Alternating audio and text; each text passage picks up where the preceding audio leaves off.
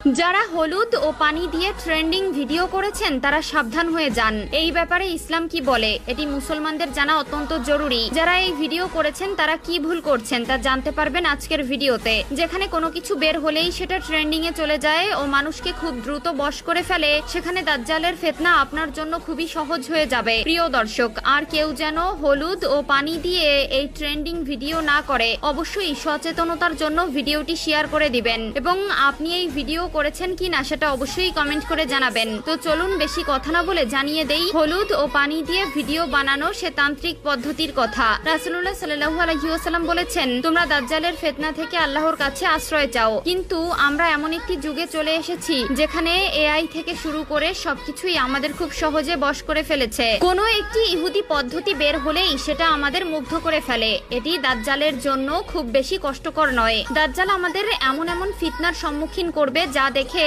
আমরা মুগ্ধ হয়ে যাব এবং পথভ্রষ্ট হব। তাই সময় থাকতে নিজেকে সতর্ক ও অন্যকে সতর্ক করতে হবে। হলুদ ও পানির মিশ্রণ নিয়ে যে ট্রেন্ডিং চালু হয়েছে সেটা আমাদের মুগ্ধ করলেও এর পেছনে রয়েছে এক ভয়ঙ্কর পরিকল্পনা। না জানার কারণেই আমরা এই ভুলগুলো করে ফেলি। চলুন এবার জেনে নেই এই হলুদ ও পানির মিশ্রণ কোথা থেকে আসলো। হলুদ জল ট্রেন্ড নয়, এটি একটি আত্মা জাগানোর নিষিদ্ধ তান্ত্রিক রিচুয়াল। আর আপনি সেটা নিজের ঘরে বসেই করে ফেলছেন, হয়তো না জেনেই।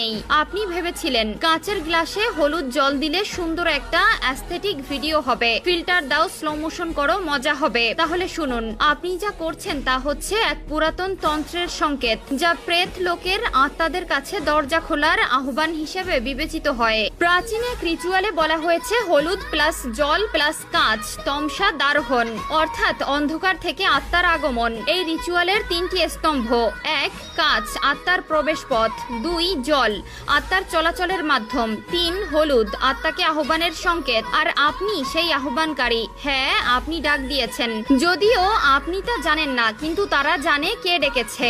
এরপর কি হয়? প্রথম দিন মনে হবে কিছু একটা ঠিক হচ্ছে না।